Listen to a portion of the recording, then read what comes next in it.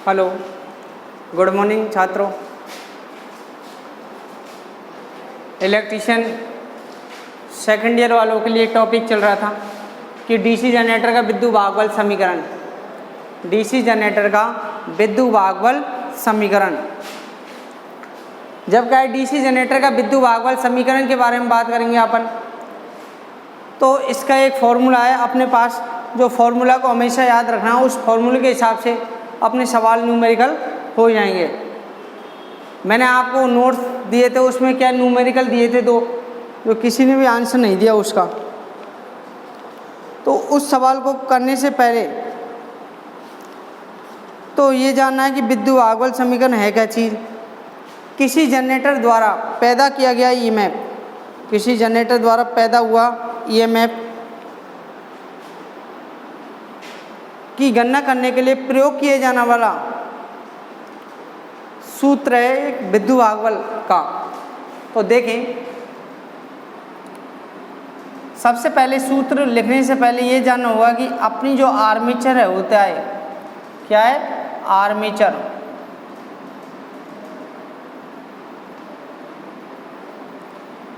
Armature की बात करिए अपन ने, आर्मेचर किसका बनाया जाता है, सिलिकॉन लेमिनेशन पत्तियों को बनाया जाता है। किसका, सिलिकॉन लेमिनेशन पत्तियों को बनाया जाता है। क्यों बनाया जाता है सिलिकॉन लेमिनेशन पत्तियों का? सिलिकॉन लेमिनेटेड या लेमिनेटेड पत्तियों को बनाया जाता है।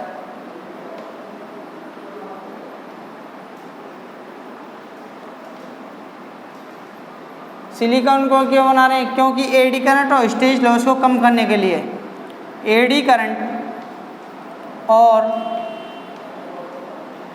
हिस्टैरिसीस लॉस को कम करने के लिए।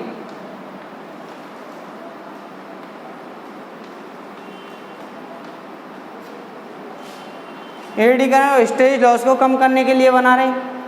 अब क्या है कि जब सिलिकॉन लेमिनेशन पत्तियां प्रयोग की जा रही है, तो पत्तियों की मोटाई होती है, वो कितनी होती है, 0.5 से 0.35 mm तक होती है।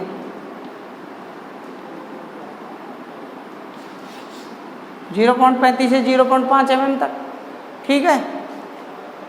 तो क्या है कि जब क्या है कि आर्मेचर का आकार कैसे होता है, बेलनाकार होता है।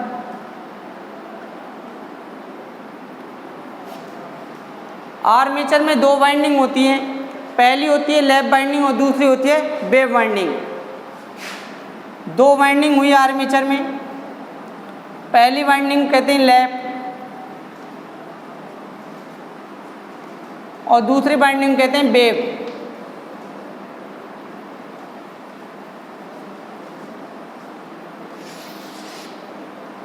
दोनों वाइंडिंग है, लैप वाइंडिंग और वेव वाइंडिंग।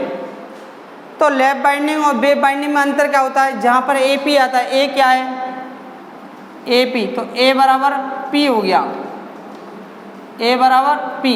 A क्या है, आर्मेचर पथों की संख्या, P क्या है, पोल की संख्या।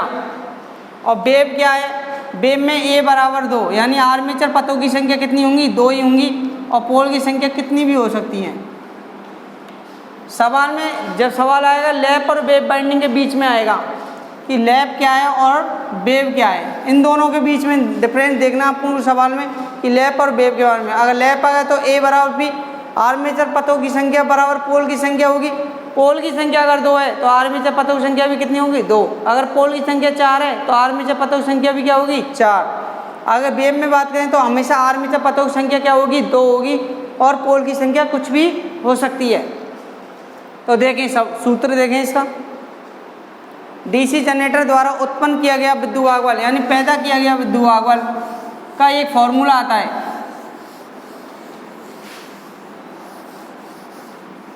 उस फॉर्मूले के जरिए से अपन सवाल कर सकते हैं। फॉर्मूला क्या है देखें इधर, E बराबर Z into phi into P बटे 60A, ये फॉर्मूला है इसका।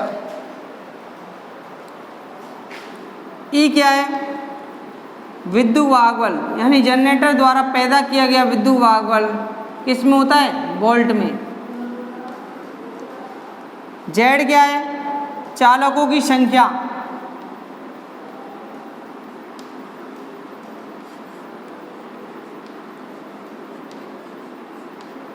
एन क्या है? आर्मेचर की घूर्णन गति।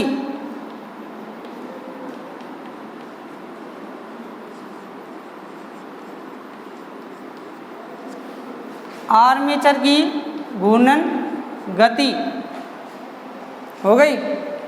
फाई क्या है? चुंबकीय फ्लक्स। चुंबकीय फ्लक्स जिसका मात्रक होता है वेबर। चुंबकीय फ्लक्स का छोटा मात्रक मैक्सवेल होता है। पी क्या है? पोल। पोल की संख्या। ए आर्मेचर पथों की संख्या। आर्मेचर समांतर पथों की संख्या।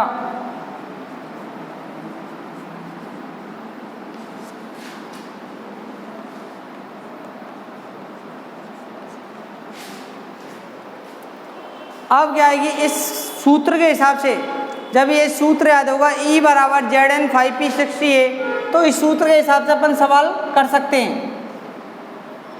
सवाल दो टाइप्स के आएंगे, एक लैप बाइंडिंग या वेव बाइंडिंग है। तो सवाल देखते हैं अपन। ये सभी को पता है E बराबर विद्युत आघूर्ण वोल्ट में, Z चालकों की संख्या, N आर्मेचर की घूर्णन गति, फाई चुंबकीय फ्लक्स वेबर में, P पोल की संख्या, A आर्मेचर समांतर पथों की संख्या।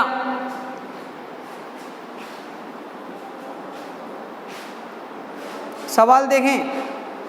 किसी लैप बाउंड 8 पोल वाले, किसी लैप बाउंड वाला, बाइंडिंग कौन सी आ गई? लैप।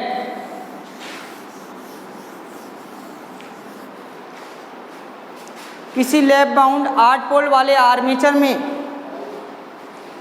बाइंडिंग का कंट्रैक्शन कैसी है? लैप बाइंडिंग है।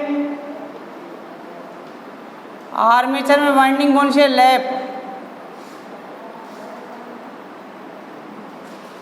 लैप बाइंडिंग होगी। इसमें लिखा है किसी लैप बाउंड 8 पोल वाले आर्मेचर में 800 चालक हैं। पोल की संख्या कितनी है? 8। बाइंडिंग कौन सी है? लैप। तो अभी बताया A बराबर P आ गया, तो A बराबर क्या होंगे? 8 होंगे। चालकों की संख्या कितनी है? 800। चालकों की संख्या कितनी है?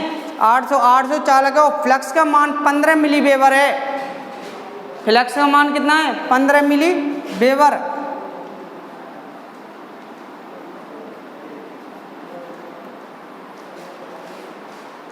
यदि आर्मेचर की घूर्णन गति 500 आरपीएम हो तो जनरेटर में पैदा हुआ विद्युत आघूर्ण ज्ञात करें। यदि आर्मेचर की घूर्णन गति कितनी है? 500 आरपीएम हो तो क्या ज्ञात करना है? विद्युत आघूर्ण ज्ञात करना है जनरेटर का।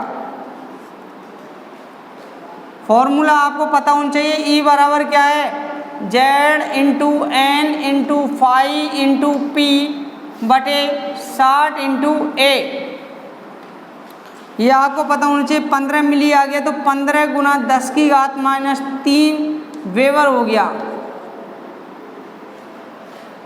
तो वोल्ट E निकालेंगे तो Z का मान कितना है? 800, N का मान है 500, फाई का मान है 15 गुना 10 की घात माइनस 3 इंटू 8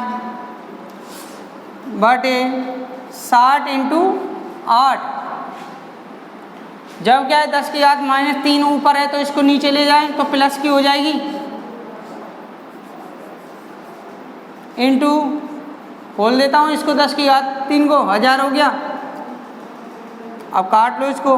15 चौका 60, 3 जीरो से 3 जीरो कैंसिल, 8 से 8 कैंसिल, 4 दूनी 8।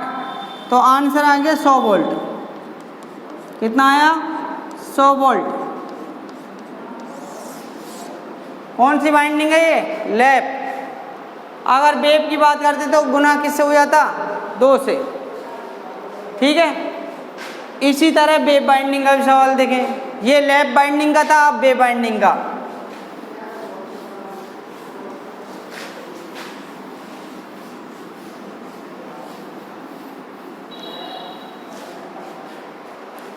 किसी 4 पोल वाले वेव बाउंड आर्मेचर में बाइंडिंग कौन सी है? वेव बाउंड है।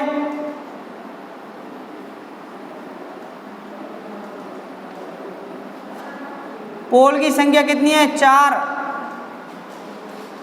किसी 4 पोल वाले वेव बाउंड आर्मेचर में 51 स्लॉट हैं। स्लॉट की संख्या कितनी है? 51। 51 स्लॉट है और प्रत्येक स्लॉट में 20 चालक हैं, यानी एक स्लॉट में 51 है तो 20 में कितने होंगे? 51 इंटू 20 यानी 1020 चालक हो गए। यदि प्रेरित विद्युत भागबल का मान 375 वोल्ट हो तो ई का मान कितना है?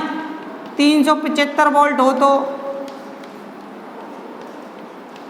1500 आरपीएम पर घूमने पर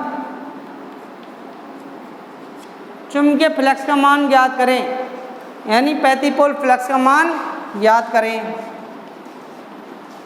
देखें सूत्र लगा दें, E बराबर Z into N into five into P बटे 60A। E का मान कितना है? 375 बराबर Z कितने? 1020 इंटू 1500 आरपीएम। फाई अपन को ज्ञात करना है। पोल की संख्या कितनी है? 4। आर्मेचर पथों की संख्या कितनी है? 2। कौन सी बाइंडिंग है? Wave binding. इसका बरज गुना कर लेंगे। फाई बराबर 375 इंटू 60 इंटू 2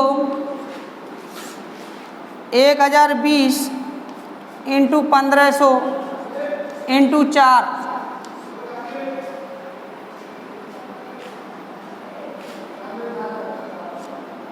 2 दूनी 4 2 तिया 6 3 पंजे 15।